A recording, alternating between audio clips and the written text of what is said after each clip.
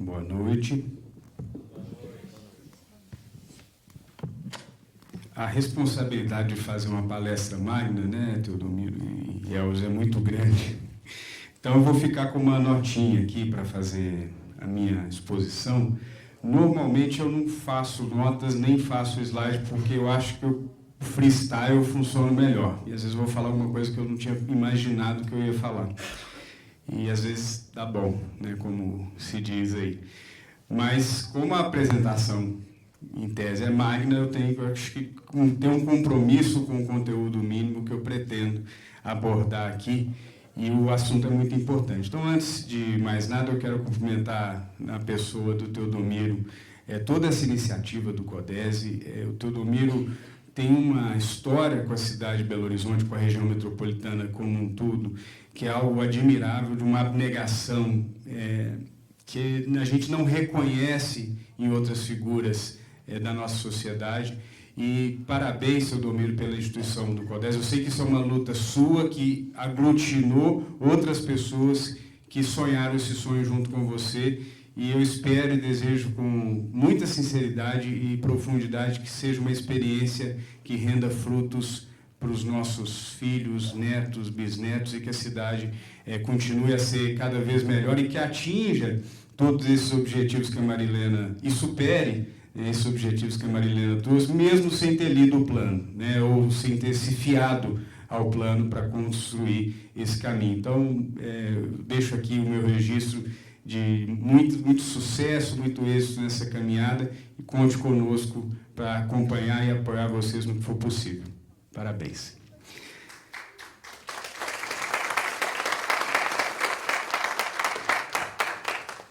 Agora, passando para um tema que é o tema do CODESE, em última análise, né? Pensar numa cidade onde todos os assuntos que foram discutidos aqui ao longo do seminário, ao longo do workshop, esses temas acontecem principalmente na cidade. Nós temos um país que é 90% urbano, nós temos uma cidade de Belo Horizonte que é muito maior que o município de Belo Horizonte, que é uma cidade metropolitana, com diversas complexidades, e não é possível construir cidades boas que não sejam coletivamente construídos. Esse é o compromisso do CODESE, e esse é o caminho necessário que nós precisamos trilhar para que as nossas cidades sejam melhores, para que as nossas cidades sejam possíveis.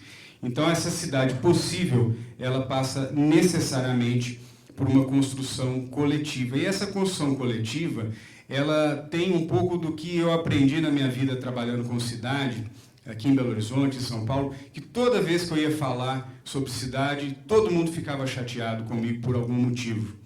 Porque a cidade, ela tem uma característica que as políticas públicas que acontecem nela, elas têm um caráter predominantemente redistributivo.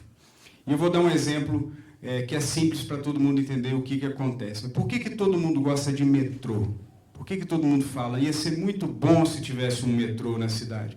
Porque o metrô, ele não atrapalha a vida de ninguém. Ele passa debaixo da terra, o metrô de verdade, né?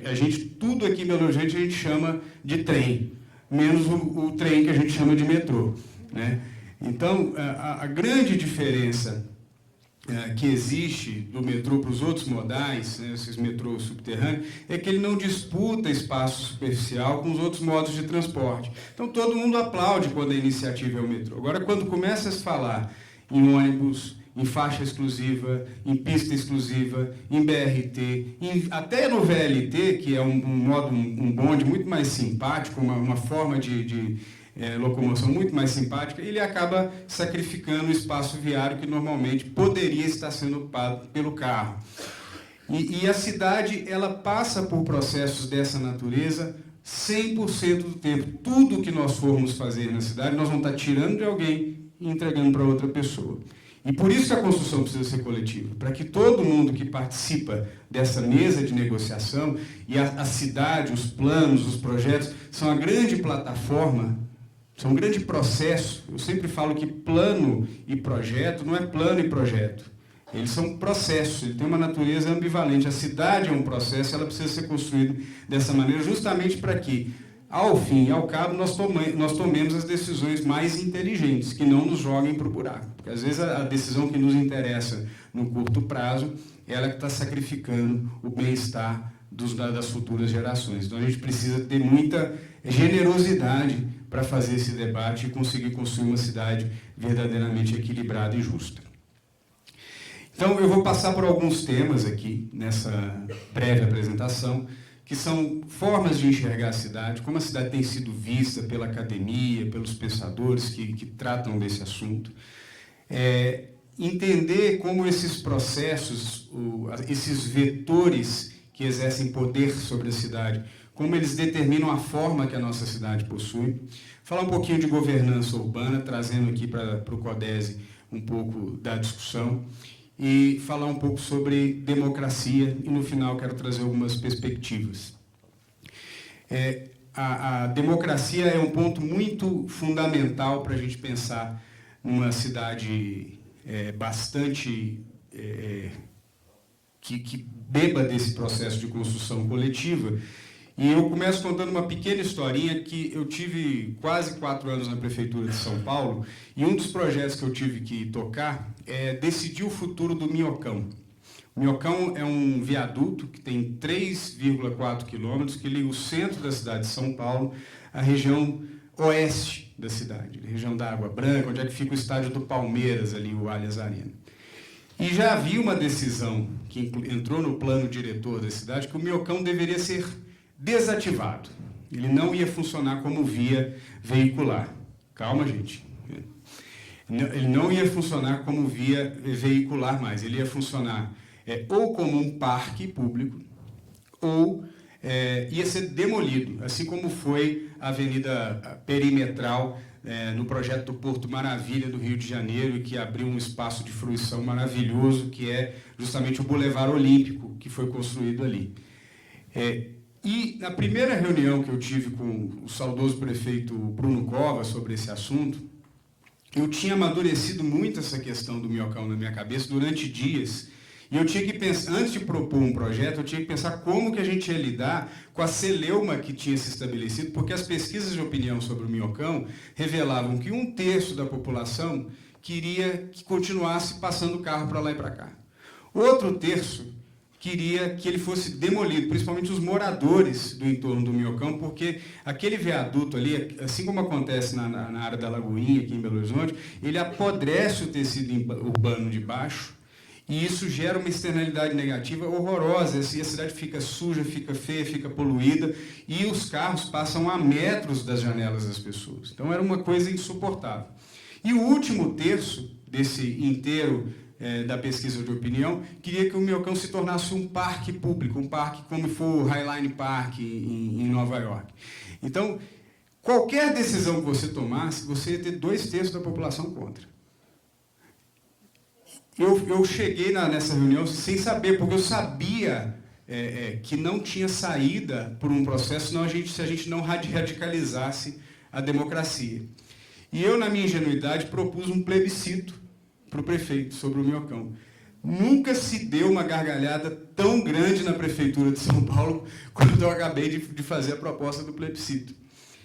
Mas, para mal dos pecados de quem riu, o problema está lá na mesma situação 2 anos e meio depois que eu saí da Prefeitura. Então, nós temos que arrojar também nos processos democráticos e pensar em formas de solucionar os problemas da cidade que sejam tão agressivas ou tão ousadas quanto os desafios, o tamanho dos problemas que a gente tem para resolver. Então, a gente não pode deixar de sonhar soluções mais participativas, porque eu estou entregando o poder do Estado para a sociedade. Isso, eu tenho certeza que seria um belo de um exemplo de solução de problema, e a resposta viria de uma maneira que a população ia aceitar a decisão que fosse tomada. Então, não teria esses 2/3 trabalhando contra dia e noite, sentindo que foram tratorados, porque eles puderam, com igual poder, decidir o destino dessa estrutura. E falando um pouco de democracia, assim como na política, assim como na economia nós vivemos hoje, a visão da cidade, ela passa por uma polarização muito grande. Nós temos 2 visões que, enquanto a gente está conversando sobre urbanismo, nós nos deparamos no cotidiano das discussões sobre a cidade. Duas formas de ordenar o crescimento da cidade. De um lado, você tem uma veia mais liberal, fiada aí na escola de Chicago, de Viena, do liberalismo econômico, que é uma ordem espontânea. Quer dizer, o mercado ele tem a melhor capacidade de decidir a alocação dos recursos, a lei da oferta e da demanda otimiza a relação de preços dentro da sociedade, o mercado ele consegue formar as condições mais adequadas para que um determinado bem circule, para que um determinado bem chegue até as pessoas mais necessitadas. E aí nós temos aí dois expoentes. Tem um livro que chama Ordem Sem Desenho, que é de um economista francês chamado Alain Berthaud, e um livro chamado O Triunfo das Cidades, de um economista americano chamado Edward Glaser. E nesses livros eles advogam que deveria haver uma desregulamentação do urbanismo no país, para que as cidades tivessem uma forma um pouco mais livre e o mercado conseguisse eliminar as restrições de oferta que existem nas cidades. E, a partir disso, o poder público ele teria somente o papel de cuidar dos serviços públicos, enquanto o mercado vai tomando conta dessa relação de oferta e demanda. De outro lado, você tem os defensores de uma ordem planejada. Quer dizer, o mercado tem muita falha, ele não consegue atender determinados públicos, parte dos produtos que são ofertados geram muitas externalidades negativas, o mercado não dá conta de resolver o problema da cidade. Nós precisamos de uma ordem planejada, de uma ordem rígida, a qual o mercado obedeça e a cidade vai ter a forma que o Estado estabelecer por meio do seu poder político. E o principal expoente dessa corrente é um arquiteto franco-suíço, urbanista franco-suíço chamado Le Corbusier. Muita gente conhece o Le Corbusier, ele é o responsável aí pela organização da Carta de Atenas, talvez seja o principal documento do urbanismo modernista, e ele tinha essa visão muito rígida de que o Estado tinha que impor o seu poder político e tomar as decisões em nome das pessoas, porque o mercado não daria conta de suprir a necessidade da produção de uma cidade que cumprisse 4 funções básicas: habitação, trabalho, recreação e circulação. São as 4 pontes, funções das cidades, segundo a Carta de Atenas. Nós temos pessoas que não são da área da arquitetura e do urbanismo, que se fiam a essa corrente e que hoje falam muito num mantra que a gente não conseguiu explicar ainda o que seja, que é o tal do direito à cidade, né? Que as pessoas deveriam ter direito aos bens coletivos que a cidade oferece. E aí nós temos outras pessoas, eu vou dando umas indicações aí que acho que vale a leitura, pelo menos para conhecer e ter contato com o tema. A professora da FAUSP, Raquel Roni, que é um expoente nessa área. David Harvey, um economista, não sei se ele, acho que ele é geógrafo americano, trata desse assunto também. Então, a gente tem o Lefebvre, que é um outro economista ou geógrafo, estou confundindo os dois.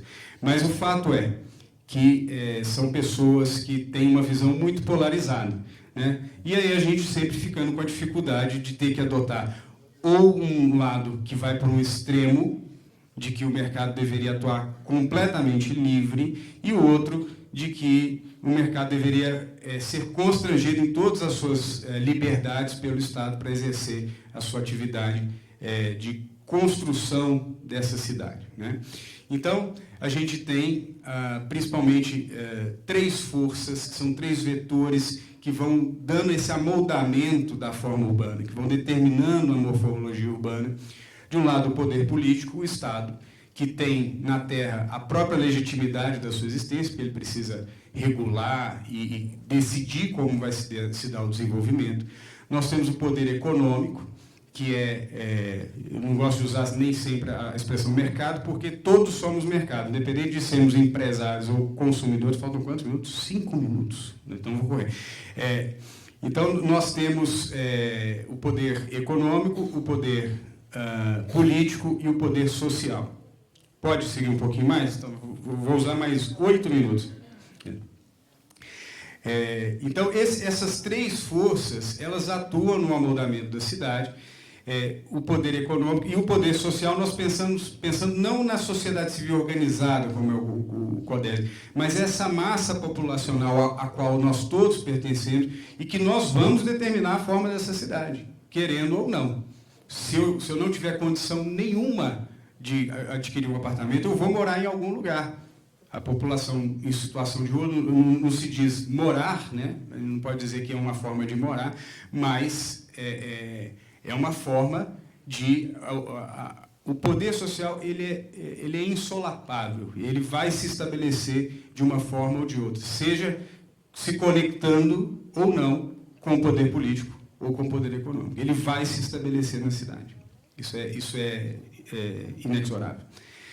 Então, o poder econômico ele vai sempre buscar ambientes mais livres e desregulados para conseguir eliminar as restrições de oferta, para conseguir oferecer produtos mais flexíveis e que ele consiga customizar mais a oferta de acordo com a demanda. E do ponto de vista do poder econômico, pensando em um pouco mais de desregulamentação, a verticalização das cidades é a principal expressão na morfologia urbana do poder econômico. Aí nós podemos começar a ver umas imagens que eu trouxe aí. Eu que passo, olha só. Pronto. Não. Tem que pegar a apresentação certa, Elcio. Dá para pegar a apresentação que eu mandei a nova. A outra que o pessoal passou estava certa, essa está errada. Mas esse é o edifício Acaiaca. Eu vou antecipando um pouco a discussão, porque é o seguinte, boa parte da arquitetura mais frutífera, mais virtuosa brasileira, ela tem como origem um ambiente regulatório mais flexível. E quando a gente vê, por exemplo, o edifício Acaiaca, que, ressalvadas algumas controvérsias, é o edifício mais alto de Belo Horizonte, com 130 metros de altura, e lembrando que ele foi projetado na década de 30 e concluído na década de 40, que vai fazer 80 anos de vida, e ainda a não ser que todo mundo me corrija, acho que a tecnologia não retrocedeu em termos de capacidade de verticalização, né? O fato é esse. E existe mais tecnologia de verticalização, existe mais economicidade na verticalização, mas o nosso maior edifício de Belo Horizonte ele foi inaugurado em 1943. Isso é um informativo importante de como o poder econômico se expressa na nossa cidade, sem fazer juízo de valor ou não, mas do ponto de vista da cidade, da forma urbana, a gente tem essa situação. A cidade de Nova York, que seria a imagem, todo mundo fecha o olho e pensa aí no skyline de Nova York, todo mundo já viu e conhece. Ela tem mais de 20 edifícios com mais de 300 metros de altura, que é mais que o dobro do Acaiaca. E isso é muito emblemático de como esse ambiente mais desregulado permite que o poder econômico atue de uma maneira mais impressionante. Não estou dizendo que é bom ou que é ruim, mas que é mais impressionante. Certamente é. Deixa eu ver o que mais que nós temos aqui. Aí eu vim trazer outros exemplares da arquitetura brasileira que também vem dessa época, dos anos 40, 50 e 60. Esse é um prédio no qual eu tive a oportunidade de trabalhar, quando eu trabalhava na Prefeitura de São Paulo, que é o edifício Martinelli. É o primeiro arranha-céu do município de São Paulo. Ele foi construído por um italiano, que é o Conde Martinelli, e as pessoas duvidavam que ele conseguiria erguer um prédio tão alto. E ele reforçou muito a estrutura, investiu muito em engenharia, e as pessoas ainda duvidavam que o prédio ia ficar de pé. Então ele construiu a casa dele no terraço desse prédio. Então a cobertura desse prédio, que é um prédio de 26 andares, ela tem uma mansão, depois vocês podem procurar, onde morava com a sua família o Conde Martinelli. Depois da Segunda Guerra, esse edifício ele foi expropriado, como consequência da derrota dos italianos, alemães, japoneses na Segunda Guerra. E ele foi arrecadado pelo Estado. O Estado, naturalmente, não deu destinação devida para ele, virou um cortiço e houve, posteriormente, uma desocupação desse imóvel e hoje lá funcionam diversos órgãos da administração pública, inclusive da Prefeitura de São Paulo. O edifício Itália, também um edifício na cidade de São Paulo com muita altura, que também é fruto desse período. O P7, que também está tem até uma forma um pouco que lembra, e isso estava na minha apresentação mais atualizada, mas todo mundo sabe que o P7, inclusive, está tendo uma amostra Modernos Eternos, acho que vale a pena, eu estive lá ontem, está sensacional. Mas também vem ao encontro desse mesmo momento da arquitetura brasileira, o antigo edifício Banespa, né, hoje Farol Santander, que também é um dos maiores edifícios da cidade de São Paulo, o Mirante do Vale, que está ali colado no viaduto Santa Efigênia, e o Conjunto Nacional, que fica na Avenida Paulista. Então, há vários casos dessa verticalidade que foi fruto de um período onde o ambiente regulatório era um pouco mais permissivo e dava condição disso acontecer. É claro que nós estamos falando de um outro momento da história também, porque eu fiz um exercício ontem, pensando no JK, que nós temos aqui. Se ele fosse seguir o mesmo número de vagas de garagem que um prédio normal em Lourdes tem, 2, 3 vagas de garagem, ele gastaria 8 quarteirões de espaço térreo em sua volta para dar 2 a 3 vagas de garagem para cada um dos 1.081 apartamentos que existem lá. Então, a gente tem que entender também que é uma questão do conteúdo do prédio que a gente precisa entender que, se esses prédios fossem construídos hoje, eles iam ter que ter muito mais área para acolher também os carros dos moradores. Então, isso que eu digo, é um período virtuoso da arquitetura, mas ele tem componentes que precisam ser ponderados para que a gente consiga, inclusive, retomar uma produção imobiliária com com essa envergadura. Bom, então, tentando avançar aqui um pouco mais, e aí, você consegue trocar aí? Porque tem uma imagem que eu queria mostrar. Gente, eu vou falar uns 40 minutos, desculpa.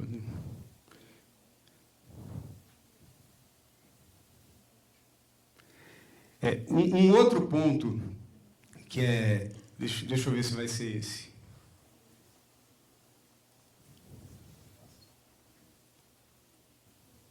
Pronto, isso. Esse é o que eu queria que vocês imaginassem. Pode passar. Ah, não, agora sou eu. Aí o P7, que eu não podia deixar de mostrar, né? Está lindo demais. Os outros que eu já tinha mostrado, como tá. Copan, né, que nós temos o nosso aqui, mas não é tão grande como esse. E uma outra externalidade da atuação do mercado também é o espraiamento urbano, né? O espraiamento urbano é uma outra forma de manifestação do poder econômico, né? Quando o poder econômico chega, ele encontra restrições regulatórias nas áreas mais centrais. E aí ele se dirige para a franja da cidade, buscando terrenos mais baratos, uma relação de competitividade mais baixa na busca pelos terrenos. Então, quando ele encontra a maior oferta de terrenos, ele chega, e normalmente ele chega antes do Estado. E aí, sem uma capacidade grande de reflexão, sem uma regulação adequada, a franja da cidade ela acontece com esse perfil um pouco mais espraiado, que fricciona com as áreas ambientais, com as áreas de produção de alimentos. Então, existe uma necessidade de a gente fazer justamente essa reflexão para que a cidade vertical e compacta ela tem virtudes, mas ela precisa ser pensada também como solução para esse tipo de problema. Porque não adianta, nas áreas centrais, haver uma restrição muito grande, se isso vai fazer com que o mercado se afaste em direção às periferias e chegue com uma produção sem nenhuma reflexão sobre que tipo de cidade haverá nesses lugares. E aí eu trouxe algumas situações, são 3 exemplos, em que a gente vê claramente quando esses 3 vetores atuam de maneira descoordenada. Esse é um empreendimento em St. Louis, no Missouri, que a gente vê que é uma produção 100% estatal. Não tem mercado, não tem poder econômico e não tem sociedade na produção desse espaço. É basicamente uma forma que o poder político encontrou de resolver um problema habitacional. Construiu esse conjunto monstruoso, que é o Brut Eagle, que fica em St. Louis, que em menos de 10 anos já estava todo tomado pelo crime, todo tomado pelo tráfico de drogas, por atividades mais perversas que você possa imaginar, e ele acabou tendo que ser implodido na sua integralidade pela falta de conciliação e coordenação desses vetores de desenvolvimento da cidade. Esse é um exemplo quando o mercado chega antes e não tem capacidade de reflexão. A gente vê que é uma rua sem vida, tá bom, botaram uma cerca viva, né, até para não deixar eu estar 100% certo, mas é uma rua sem nenhum tipo de comércio, não tem nenhum tipo de atendimento a esse uso residencial. E também não houve uma participação da sociedade forte na produção desse espaço. Isso quando a sociedade chega e não tem vínculo com o mercado, não tem vínculo com o Estado, e aí falta saneamento, falta produto imobiliário capaz de atender essas pessoas. Então, a descoordenação desses vetores é o pior que pode acontecer na nossa produção. E um exemplo muito positivo, isso é um exemplo de uma cidade, na cidade de Hamburgo, é um projeto que chama Hafen City, na Alemanha, e houve, no processo de construção desse projeto, que era uma área portuária completamente degradada, um entrosamento entre esses três vetores do desenvolvimento da cidade. Isso gerou uma cidade muito mais humana, muito mais coordenada do ponto de vista dos seus atributos urbanísticos. Esse era o último slide que eu tinha para mostrar, mas vendo que a gente não pode prescindir de nenhum desses vetores na governança dos nossos municípios, a gente precisa ter sempre essa perspectiva. Tá? E aí, eu para finalizar, vou falar um pouco sobre governança urbana, que eu acho que é o tema que mais toca a questão do CODESE, e a gente sempre encontra nesses ambientes de discussão, o Fernando Santana está aí, participou das conferências de política urbana, e é muito fácil identificar, depois de um tempo, quais são os principais grupos de atores que estão presentes. Né? A gente tem sempre o setor produtivo, que tem uma visão focada em ter condições adequadas de empreender na cidade, para que consiga gerar emprego, consiga reproduzir o capital, multiplicar o capital a partir do desenvolvimento imobiliário. E também o comércio, né? O Marcos Ineco está aí também, que participa sempre desses eventos. O comércio e serviço, ele precisa de uma cidade que responda à atividade econômica, uma cidade que se conecte, que se vincule de uma maneira adequada com a atividade econômica. Nós temos os grupos mais progressistas, que a gente pode até, sem medo de cometer nenhuma impropriedade, colocá-los um pouco mais na esquerda do espectro político, que estão vinculados a pautas ambientais, a pautas habitacionais, a pautas de mobilidade ativa, os ciclistas. Então, existe um grupo que muitas vezes se auto-intitula o grupo de pessoas mais progressistas, e nós temos também, por outro lado, as associações de moradores de bairro, em parte, não é uma generalização, tentando preservar os meios de vida que foram conquistados ao longo do tempo nos bairros residenciais, e para que o desenvolvimento da cidade não prejudique. Né? Então, essa governança é uma governança que precisa de um ajuste muito fino, porque toda vez que a gente desequilibra essa equação, a cidade perde, e perdem todos, perde o mercado, perde as pessoas que moram em bairros residenciais, e perde também aquelas pessoas que estão disputando pautas um pouco mais difusas, né, e menos centradas no cotidiano delas próprias. Né?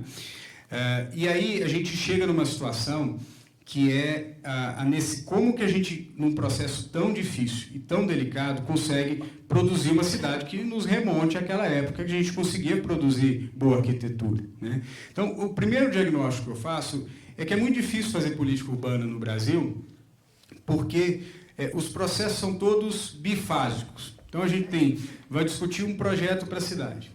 E esse é um ponto que eu gosto de chamar a atenção. Nós não temos nem projeto para chamar de ruim, de tão difícil que é fazer projeto urbanístico no país. Faltam 5 minutos, agora vai.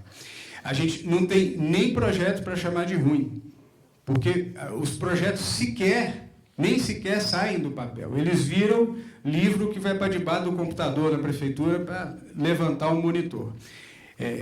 Isso é muito comum, e isso não é só comum aqui em Belo Horizonte, isso é comum em todas as prefeituras, porque existe uma discussão exaustiva na fase do Executivo. Depois isso vai para a Câmara Municipal. Aí a Câmara Municipal não tem compromisso com o que foi deliberado na fase do Executivo, com a participação social, e ela legitimamente também quer colocar o dedo dela naquele projeto, deixar uma impressão digital.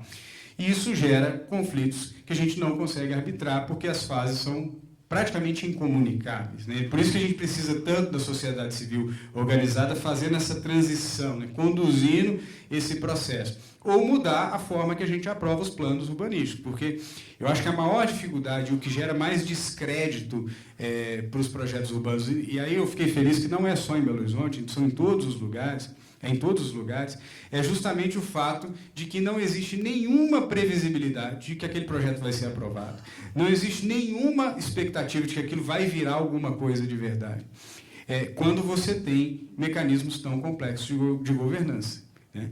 Então, de duas, uma. Ou a gente une as duas fases e para de ter duas fases para que todo mundo consiga discutir ao mesmo tempo e tenha um produto só. Isso precisaria, Braulio, de uma alteração até na lei orgânica, depois a gente pode conversar a respeito, para criar mecanismos mais fluidos, mais previsíveis e em termos de tempo e de custo da aprovação desse tipo de projeto. Nós precisamos avançar nesse quesito, porque o mercado vai sendo afugentado e a regulação vai ficando cada vez mais rígida. Inclusive, o Plano Diretor de Belo Horizonte tem uma autolimitação que ele não pode ser alterado durante 8 anos. E a Câmara aprovou esse dispositivo. Quer dizer, se qualquer um de nós for candidato a vereador e ganhar a eleição nas próximas eleições municipais, nós não podemos mexer no plano diretor. Porque houve uma aprovação, enfim, eu estou falando isso em tom irônico porque realmente é inconstitucional, isso não pode ser processado dessa forma, esse é o tipo de dispositivo que precisa ser trabalhado, né? E a gente precisa evoluir aprendendo com as experiências internacionais. O Skyline de Londres ele é tão diferente porque o zoneamento da cidade de Londres ele é discricionário. Qualquer empreendedor pode apresentar um projeto com quaisquer parâmetros urbanísticos para a prefeitura. E aí, primeiro, é importante esclarecer o seguinte, o Brasil é o único país de organização federativa que possui poder legislativo municipal. Isso significa um monte de coisas, né? Dentre elas que a governança urbana fica mais complexa, ela fica mais trabalhosa e ela fica com esse modelo que eu falei, bifásico, né? Então, essa autonomia dos municípios, tão generosa como foi colocada na Constituição do Brasil, ela cria essa situação. E na cidade de Londres funciona dessa forma, a pessoa apresenta um projeto, aí fica um arquiteto da prefeitura do lado da maquete desse projeto que foi apresentado, as pessoas escrevem lá uma opinião, pode ter uma reunião do bairro, uma audiência pública, mas no final o projeto pode ser aprovado com as contribuições que tenham sido dadas, com os estudos de impacto que tenham sido feitos, mas sem nenhuma amarra da legislação, que coloca todos no mesmo patamar e inibe a aplicação inteligente e criativa do desenvolvimento inteligente e criativo da cidade, que é o patamar em que nós estamos hoje, e isso está visto, né? O prédio mais alto, com a arquitetura mais virtuosa das nossas cidades, ela nos remonta a mais de 60 anos. Então, nós temos que começar a pensar um pouco diferente e pensar nessa governança e como criar mecanismos para quebrar essa resistência. Para finalizar, algumas perspectivas que eu tenho aí sobre o futuro. A primeira delas é a seguinte, e a gente tem que focar nisso. Uma cidade melhor, ela tem efeitos distributivos muito grandes. Ela pode melhorar a vida das pessoas que hoje não têm acesso a bens coletivos diversos. É uma cidade com mais praças, com mais presença do poder público na periferia, é uma cidade mais equilibrada do ponto de vista de suas funções. Ela distribui riqueza, ela distribui bem-estar, ela distribui prosperidade. Então, a gente deve buscar uma cidade melhor e não continuar fazendo o que a gente está fazendo hoje. Outro ponto que eu acho muito alvissareiro é que o diálogo em torno das cidades, e a origem da democracia está no diálogo na cidade, ela é capaz de trazer funcionalidade novamente para a nossa democracia. Porque é um tema que a gente entende, independente de ser especialista em desenvolvimento urbano, independente de ser um cidadão que nunca se debruçou, a gente entende a cidade, a gente conhece a cidade, a gente sabe o que é, às vezes é intuitivo, mas a gente sabe o que nos faz bem e o que nos faz mal.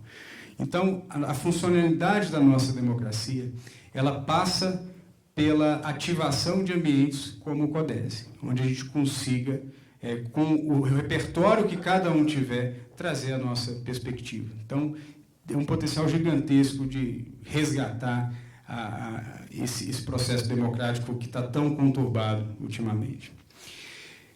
Do ponto de vista da economia, a cidade ela tem a capacidade de gerar ideias, eventos, negócios que vão ser capazes de absorver o desemprego em massa que vai acontecer em função das inovações tecnológicas. A gente não sabe quais serão os empregos que subsistirão daqui a 20 anos. A gente não sabe quais funções ainda existirão e aquelas que vão ser extintas. E quais serão as novas. Só um ambiente plural, onde as pessoas se encontrem, se conectem, consigam trocar ideias e gerar soluções, é capaz de promover essa absorção desse desemprego em massa que vai acontecer. E, enquanto caminho a ser traçado, nós precisamos, e aí eu acho que essa talvez seja a grande missão, o grande desafio do CODESE, trabalhar a abertura dos processos de discussão da cidade, a transparência, resgatar ou criar credibilidade nesses processos, para que eles sejam previsíveis em termos de custo, de prazo, e que as pessoas sejam ouvidas, mas que ele não fique nessa discussão infinita, que seja uma discussão propositiva, com início, meio e fim, hora para começar, hora para acabar, e que, a partir disso, nós consigamos impactar de uma maneira decisiva esse processo que está tão atravancado e parece que a gente não consegue sair dele. Então, esse acho que é o maior desafio que nós temos enquanto sociedade. O poder público é só um pedaço desse problema, mas a sociedade é que tem condições de fazer isso acontecer, e eu acredito realmente que a ideia e que o projeto que ora se inicia é um propulsor fundamental para essa transformação. Muito obrigado.